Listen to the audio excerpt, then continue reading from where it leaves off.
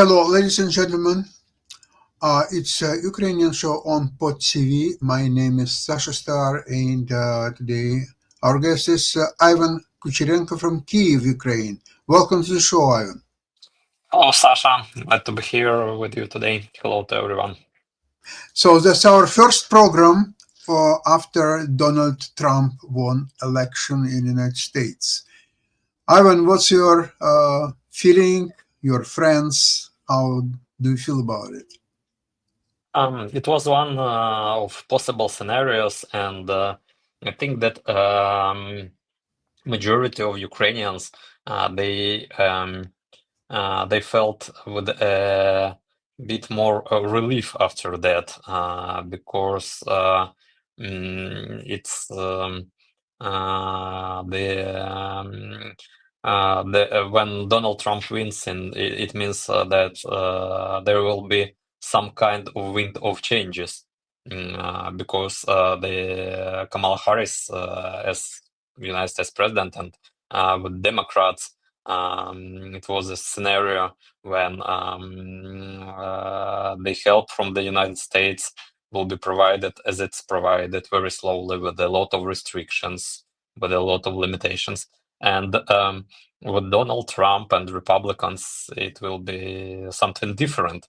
Probably there will be no help at all at one kind of possible scenario. Probably it will be more help when Donald Trump will understand that he can't commit any negotiations with Putin, that his requirements are crazy, and that he just have to stop him together with the Ukraine, both with the European allies. And one of the possible scenarios is a third world war, actually, which is coming, and North Korea already joined the war with North Korean soldiers fighting in this war. Hey, Jonathan. So anyway, it's changes, and we don't know yet what what this will changes will lead to some good result for Ukraine, or probably for the like Jonathan is saying, to some kind of peacement. But it will be changes in any case. Okay, now Dr. Jonathan Lockwood is joining us. So it's our first program after U.S. election.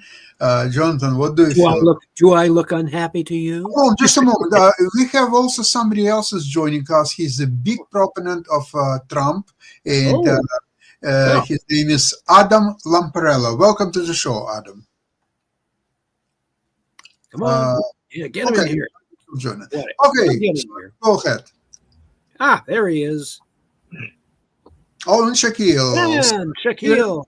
Oh, now it's going to be a food fight. It's full house. I have 7 more people could join us potentially. Look at this. This is amazing. Okay, Jonathan, let's hear from you. Well, as I have implied in discussions previous to this particular program, do not expect that President Trump is going to act in the way that a number of experts are expecting him to, particularly after he has had the chance to confer with his other cabinet members and proposed cabinet nominees prior to actually being inaugurated. He has shown the capability for doing things which are surprising to both his allies and his adversaries. So, and I still maintain that, going out on a bit of a limb here, that Ukraine still has the opportunity to act independently on its own behalf and in its own interests, particularly with regard to the Crimea, which I still regard as the center of gravity of this entire conflict. And also another potential wild card is that the NATO members could persuade Turkey to allow NATO fleet elements to enter the Black Sea, which would further tilt the balance in favor of Ukraine, particularly around the Crimea, and give Ukraine the opportunity to execute an offensive counterstroke that would seal off Crimea from Russian influence and reinforcement, and set the stage for a much firmer foundation for an armistice. I do not regard a genuine peace, as possible, simply because the political goals declared political goals of Russia and Ukraine are utterly irreconcilable. Russia does not desire a partial victory. They have stated time and again that their goal is the complete occupation of Ukraine. They want Ukraine to cease to exist. It does not have a right to exist, in their view, as an independent nation. Ukraine firmly disagrees with this. They firmly assert their own right to exist independently of Russia. Given that, and given the enormous casualties that Russia has sustained thus far, they might feel that they are in too deep to quit, but it is going to be President Trump's job to raise, because people have observed that he tends to be somewhat transactional in his thinking and trying to cut a deal or to get the best possible deal. With Russians who do not think in those terms, you have to raise the price of their continuing the conflict. If you're operating from President Trump's perspective, you have to raise the price of Russians' continuation of the conflict beyond a point where the Russians are willing to pay. So they must be able to firm up Ukrainian resistance and supplies in such a way that Russians have to perceive, okay, we're going to cut our losses, in effect, declare victory and go home, or at least achieve an armistice. That's my position on the subject. Let's everyone else pitch in and let the opinions fly. Let me just say, I don't think there'll be a food fight. Sorry, Sasha. Oh, okay, good, wonderful, good to know. I've been drinking my coffee. I don't want to be ducking in the middle of a food fight. Okay, before we'll continue our conversation, let's see the movie that Ivan is prepared for us. Okay, and we'll go from there. Excellent.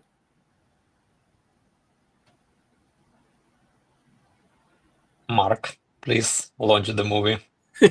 We're waiting. We got our popcorn. We got our coffee. I've got my stuff. Come on. We're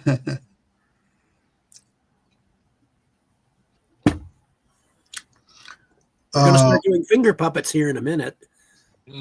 Maybe a little bit later. Yeah, probably. Producer Okay. will. Shaquille, then back to you now. All right, so it's certainly not going to be a food fight. Oh, no. I am completely unqualified to comment on specific issues with Russia and Ukraine. I've said that many times before. Thank you for inviting me, Sasha. But as a general point, I'm a little bit tired of Americans and my own country saying, well, we're not in the business of nation building. We're not in the business of interfering with other countries. We're not in the business anymore of getting involved in these things. We, as allies, are the world's police. And what we have allowed to happen with Russia, with Africa, with many other places is unacceptable. We either stand for human rights or we don't. We either stand for countries who are perhaps smaller than other countries to make sure that their sovereignty is respected, or we don't. And if our decision in the West is not to do the things that we have done in the past, we are going to allow other nations to do it instead. And we may not like the result.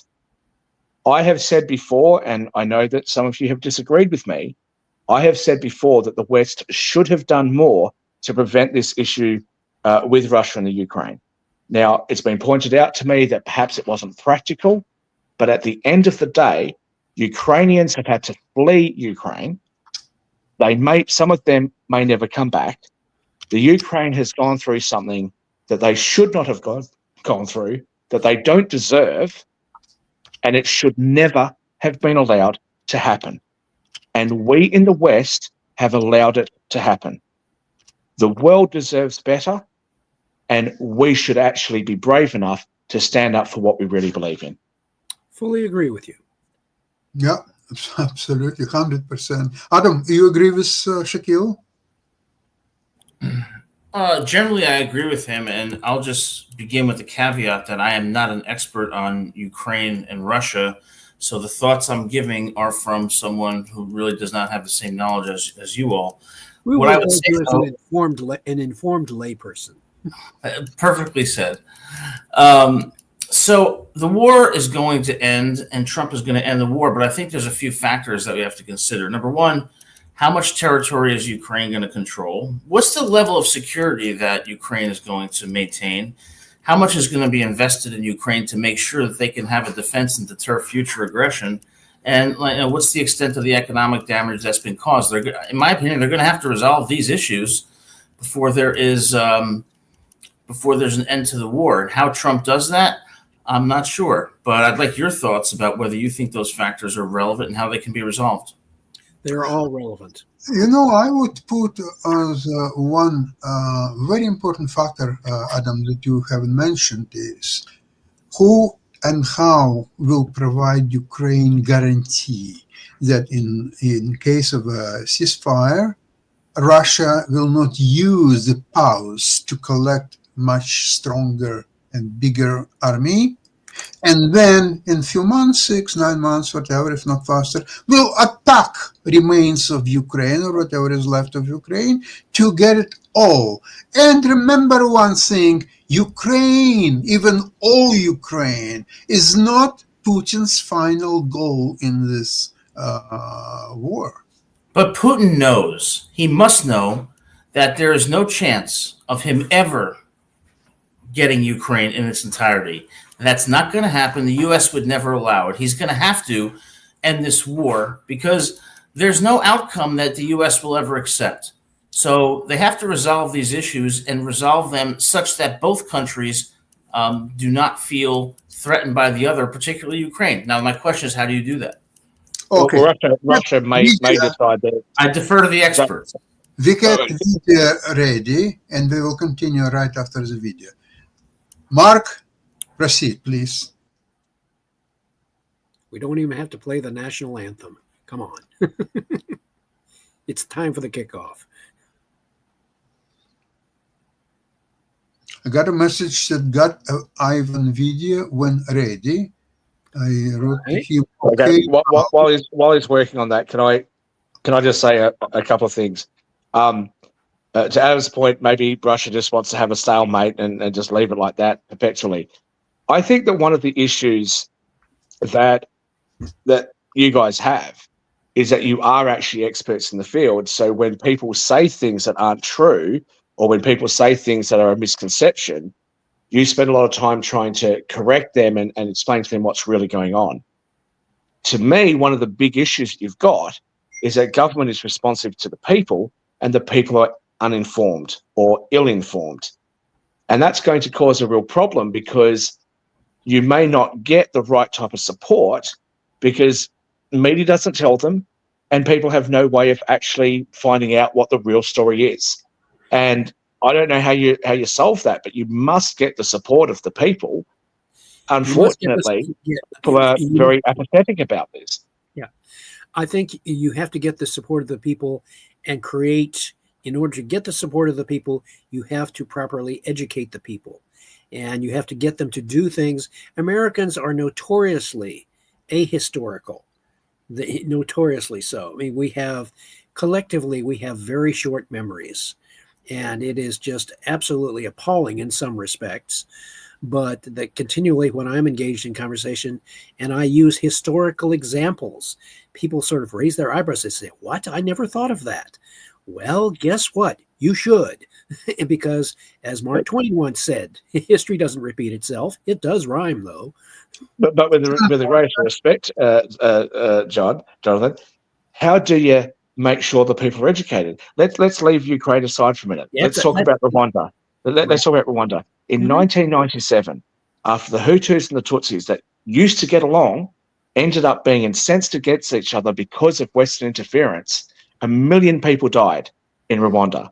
Still to this day, if you ask the everyday person who's right in that conflict, they'll probably tell you they've got no idea. And if you ask them what the most important thing that happened in 1997 was, they'll say Kurt Cobain died, right?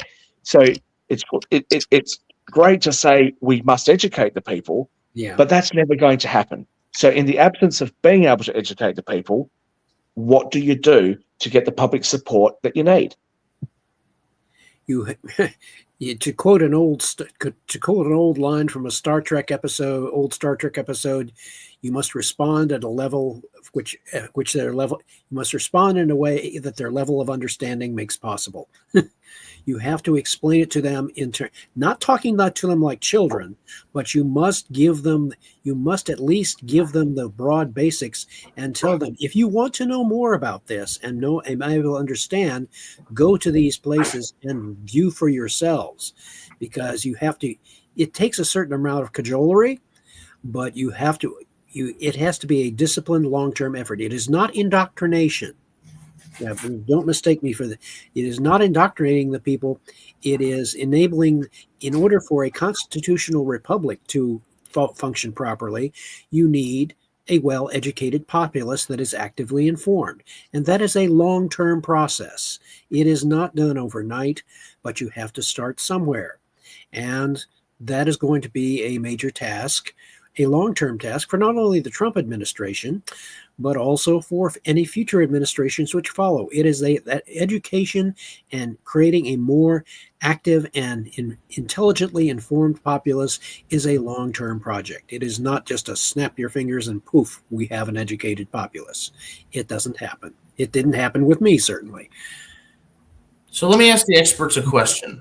Excuse me, before you go in, I think we have a chance to watch the video that I prepared for. Let's try this. Be still, my beating heart. Let's try. The equipment of a modern soldier consists of dozens of elements designed to help them act efficiently on the battlefield and behind the lines. Right now, various models are being tested on the real front of the world's most modern war. This review covers which of them performed the best. The state provides each soldier with several dozen pieces of equipment and clothing. However, each soldier can replace or purchase their own items, as what works for one person might not suit another. One of the key elements of a soldier's gear is armor. A plate carrier is a cover or frame into which armor plates are inserted. A bulletproof vest is a single construction made from ballistic materials. In Ukraine, bulletproof vests are classified by both local and US NIJ standards. They determine the key parameter, which bullet this armor can stop. To get an NIJ certification, each panel of the vest is shot at 6 times.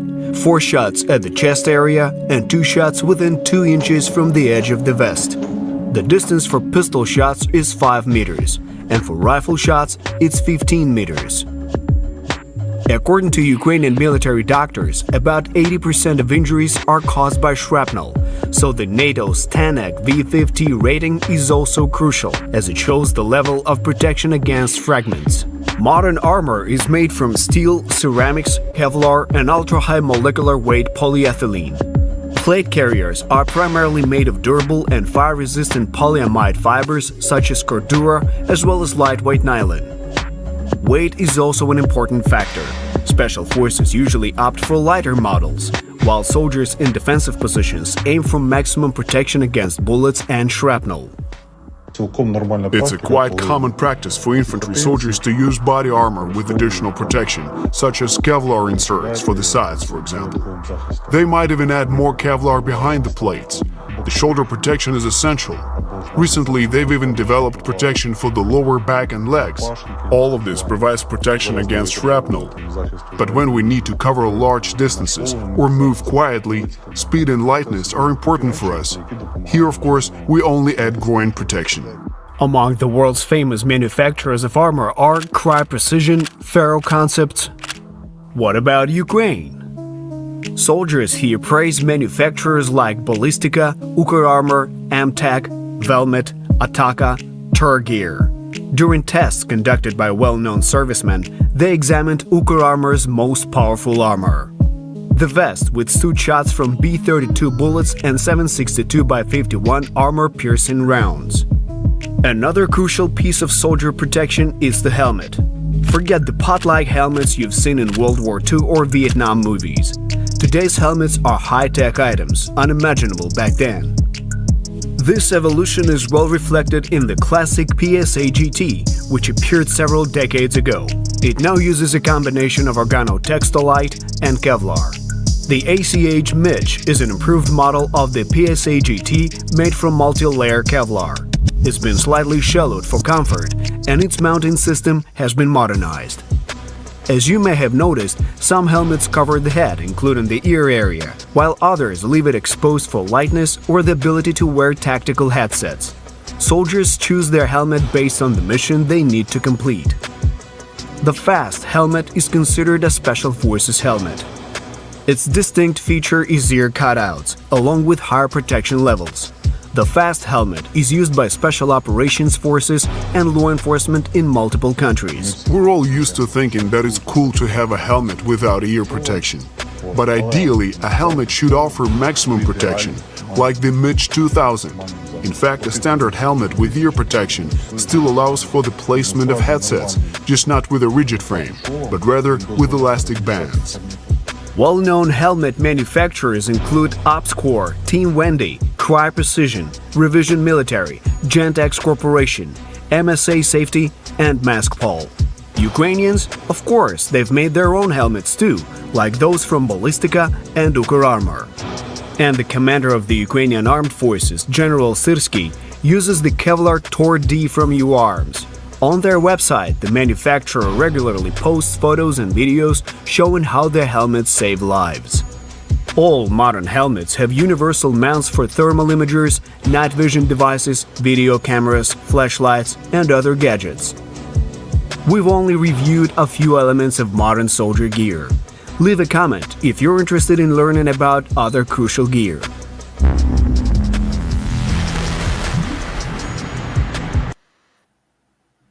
Really fascinating movie. It shows what a high-tech war these days is. It's an unimaginable situation. And this is a war from which the United States military is going to draw very important lessons, as well as our NATO allies. They are in, if you want to use another historical analogy, if you're worried about the Third World War, well, remember in the late 1930s, 1937, 38, the Spanish Civil War, in which both communists and Nazis participated in the Spanish Civil War. You saw a preview. If you were looking close, observers, they saw a preview of the Nazis' Blitzkrieg doctrine. They were testing it out in the Spanish Civil War.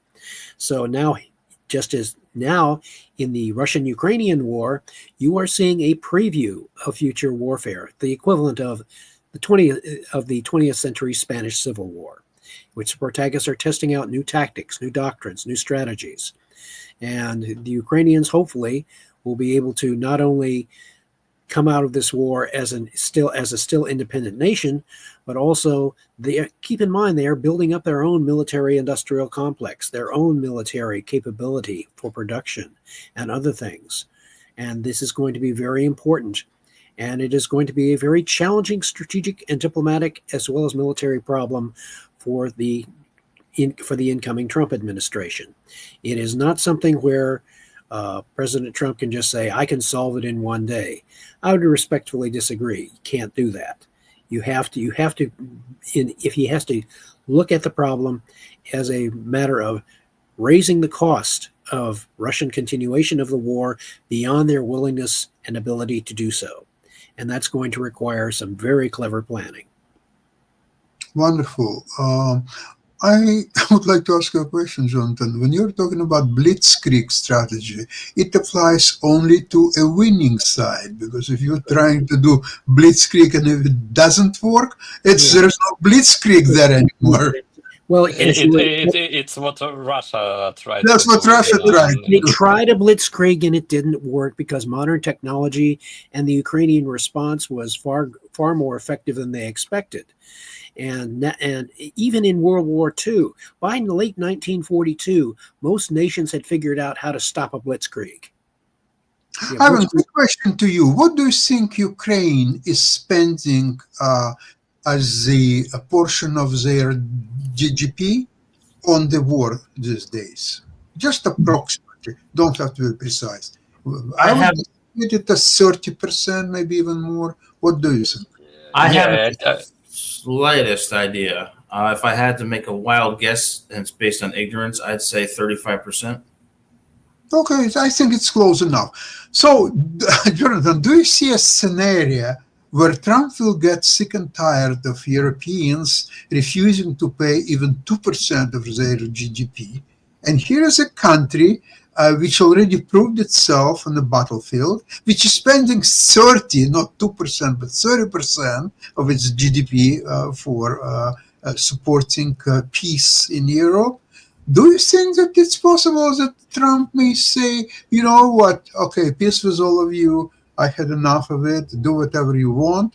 I need Ukraine, I need UK, I need Poland, and I need maybe Germany even, that's not necessarily, but maybe. Okay, and here's a new alliance, and I don't need Hungary and Slovakia and all these great members. What do you think?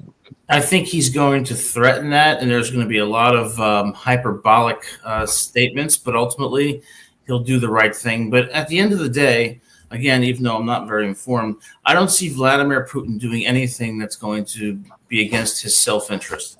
He's not going to start World War III. He knows that it would lead to Russia's destruction and that the U.S. would never tolerate it. So that's not going to happen. He has absolutely no respect for Joe Biden whatsoever, and he was hoping Harris got in because if she did, he may have tried to exacerbate things. But under Trump, I think there's going to be a resolution of this conflict. The question is, like the factors I stated, on what terms and how soon? I hope sooner rather than later, because the less lives lost, the better, you know?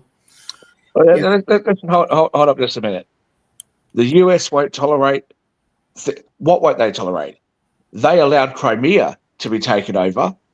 Like, at what point, let's say that the Ukraine falls. Because the West doesn't take over Ukraine. Let's say the Ukraine falls because the West hasn't done enough, and then they go after other countries. At what point are we going to step in?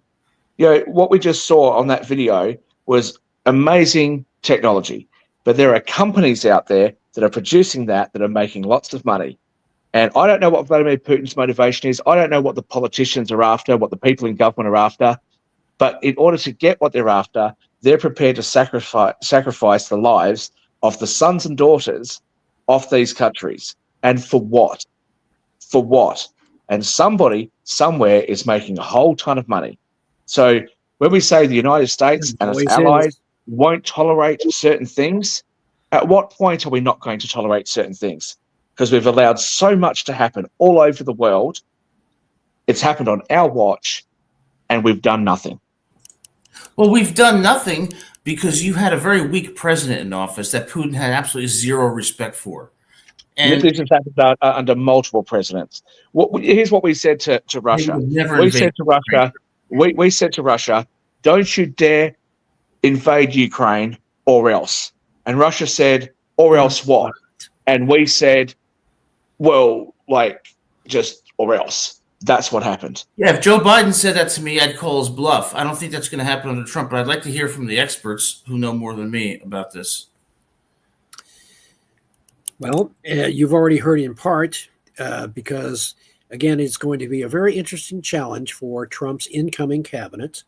Because if they're operating from President Trump's perspective, who wants to get the best deal possible, and he wants to stop the war and stop the killing. Well, in order to do that, given the intransigent position of the Russian leadership, you have to, operating from his perspective, you've got to raise the cost, which means paradoxically, you have to increase the support to Ukraine, increase the casualty rate of both the Russians and their North Korean allies, but raise the level of pain. As odious as it might sound to you, you have to raise the level of pain beyond a point where they can reasonably sustain a conflict. And so the best solution, even though it is imperfect, is an armistice enforced by the threat of decisive military defeat of the Russian army. I agree with that 100%. And I go back to the Cold War. I mean, we won the Cold War because it became economically infeasible for the Russians to continue. I think we have to do precisely the same thing here. And I think Trump will do that. And Putin's going to realize that there's no way forward for him. And the economic costs are going to be quite substantial, and the threat of decisive military action will deter him from, let's just say, acting up again. Yeah, go ahead. I just want to mention that right before the program, Ivan, I heard the speech of Putin on so-called Valdai Club. And it's so funny that he described that the Russia is a peace-loving country and they don't want any war anywhere. And at the same time, United States, they're making all kind of alliances in Pacific Ocean and Indian Ocean and here and there. And they are just getting ready for war with Russia. And Russia have no idea why. That's why they're making alliances with Iran, North Korea, with well-known touristic countries. And but you mentioned Ivan, he mentions that, but he said that they're not aggressive alliance; they're friendly alliance. They're trying to help each other. They love each other. Sasha, I don't have many talents, but one of the talents I think I have is the ability to read people well. I cannot read Putin. He is very difficult to understand. I don't think he's an irrational, impulsive person. I think he's very bright, but I also think some of his calculations are quite off the mark. But it's hard to read his personality, and I'm wondering if you guys have a window into who Jonathan. There we go. Okay, Adam, let me give you just some Sorry insight. to interrupt, guys. I actually have to disappear. I'm sorry. I've got a couple of things I need to do. God bless all of you. I really do hope and pray every day that we'll have some world peace and some of these conflicts will be resolved and people can actually live their lives without fearing violence and war and bloodshed. But God bless you all. Thank you for having me on, Sasha. I appreciate it. And I'll see you guys. Have a great day. Shaq. Bye-bye. Okay, Adam, I'm going to give you a sort of a Reader's Digest version of the findings of my book, The Russian View of U.S. Strategy. With the book, you can Google it. You just Google the title. It's available through Amazon Books if you wish to read it for yourself. But essentially, the core of that research is, even though the cutoff was in 1993, it basically traced the history of how the Russians viewed U.S. strategy and the factors that influenced it. And the one thing that the Russian military and political leadership fear more than anything else is they fear the potential of American technology to neutralize the one thing that makes Russia a great power in their own perception, their nuclear missile arsenal. The Russians saw and still see their nuclear arsenal as their primary means of leverage against the West. It not only is a symbol of their great power status, but it is their means of leverage in forcing the Western powers to react and accommodate the goals of Russian foreign policy. So if you look at it from that perspective, Putin's mindset was totally framed by the Cold War and his Cold War experience. This is his mindset. His nuclear arsenal is his primary means of leverage. Previous President Boris Yeltsin had said in a speech to the Russian Duma in 1994, quote, "The only reason Russia is considered a great power is because its armed forces have nuclear weapons." That tells you pretty much all you need to know on how narrow a base the perception of Russian power rests.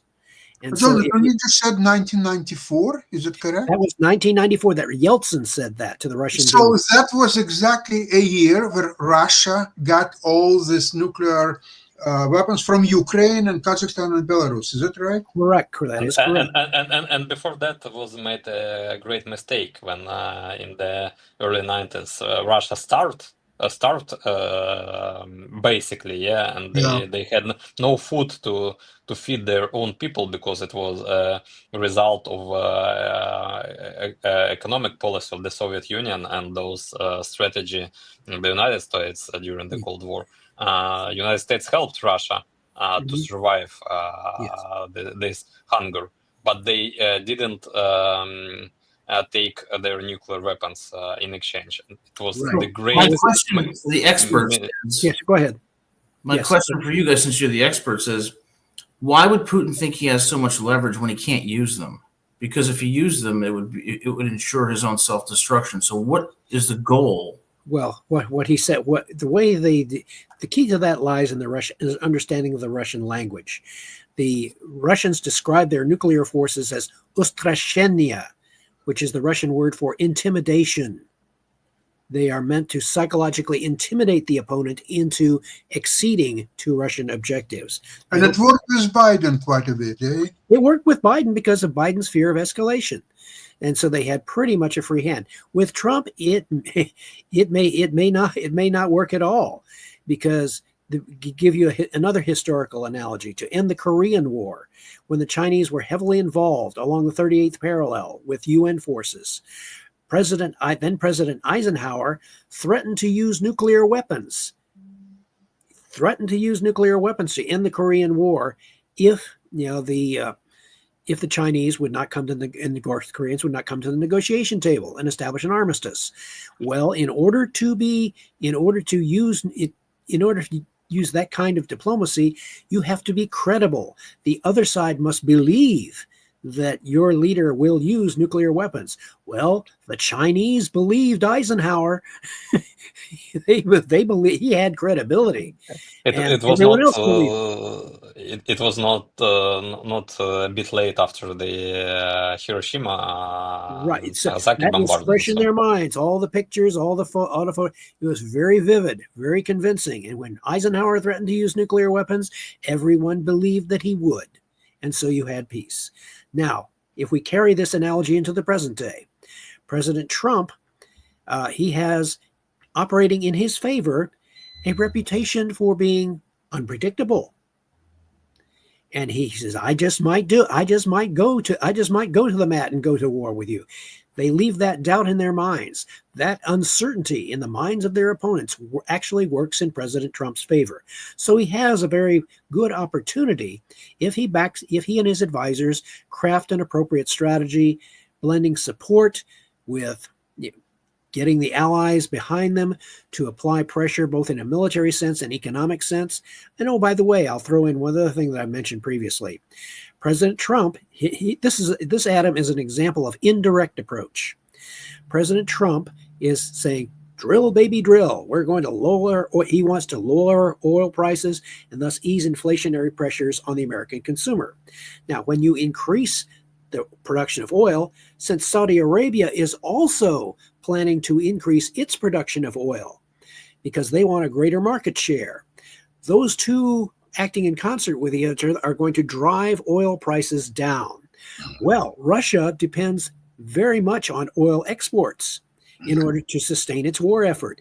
If Saudi Arabia and the United States, by increasing oil production, drive the price of oil down, way down, that is going to undercut Russia's ability to sustain a military conflict against Ukraine. That is indirect approach. They are not acting directly against Russian military forces, but they are economically using that weapon to deprive Russia of an ability to sustain conflict. So that is a very hopeful sign. One other thing I will point out, because I noted that the Russians fear the potential of American technology, I've advocated on this program previously that the United States Defense Department and that should create what I call the Worldwide Strategic Defense Matrix, acronym WISDOM. It represents both a strategic paradigm shift and a real paradigm shift from mutually assured destruction to a paradigm based upon global strategic defense. We have the means to do it. We have the means of technology. We have the laser weapon systems. We have a space force which can be upgraded with a space fleet provided by none other than Elon Musk, because he has the starships and the ships that you could put in orbit and provide a sort of a starter space fleet that would have laser weapons in orbit capable of shooting down nuclear missiles. They have the technology, just like we did in World War I and World War II, to revolutionize warfare. If we create that system, we can neutralize Russia's main means of its great power status and its ability to apply pressure against the West. We can also, by extension, neutralize the nuclear arsenals of China, North Korea, and Iran, if it ever gets around to actually building a nuclear arsenal. It would be neutralized before it even came into existence.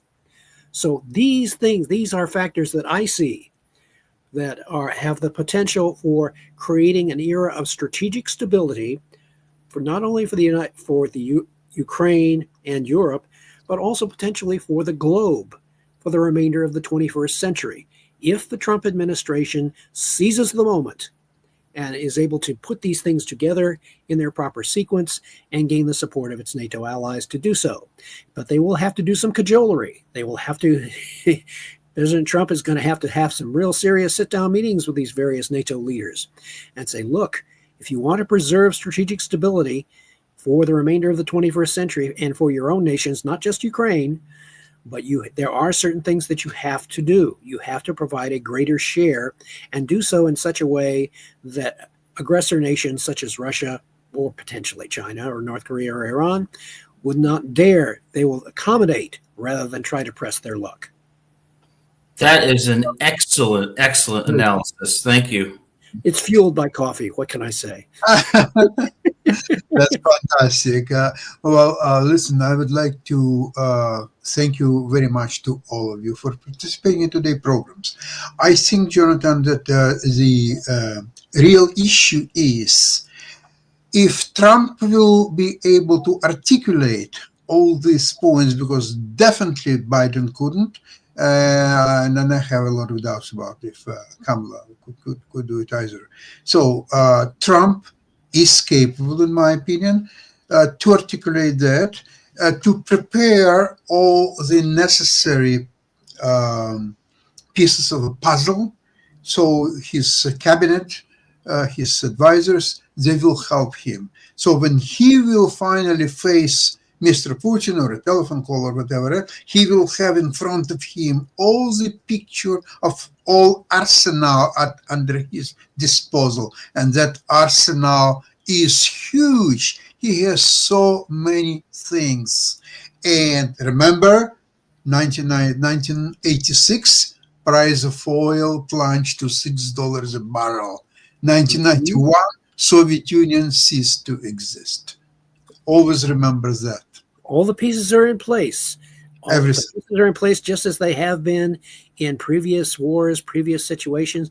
The pieces of technology are in place.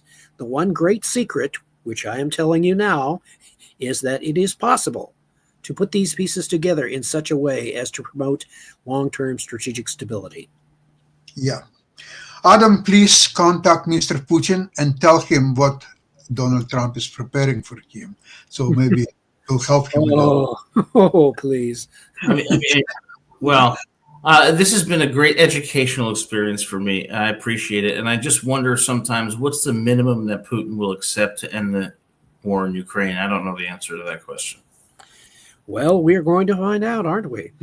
A minimum that his life will not be threatened, that he will stay alive as long as he. That the Ukrainians the Ukrainians will not have numerous drones with Putin's name on them. Okay, that's a minimum. Okay, maximum, we'll learn about it, but I don't think that's on the table. Thank you very much, everybody. Have a great weekend, and we'll see you on Tuesday, same place, same time. Bye-bye. Slava Ukraini. Thank you. Bye.